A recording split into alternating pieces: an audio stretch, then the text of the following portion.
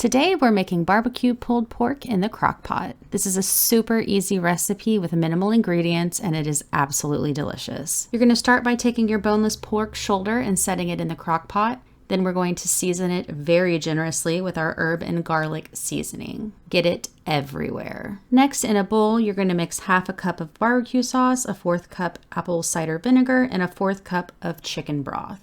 Mix that all up, and then you're going to pour it on top of your pork shoulder in the crock pot. You'll set your crock pot on high for about 5 hours, and your meat will turn out like this, falling completely apart and so tender and just delicious looking. Discard about all of your juices except for half a cup. Take your meat out, shred it, throw it back in the crock pot, and then you'll add that half a cup of juice back into your pot. I always like to add a little bit more barbecue sauce.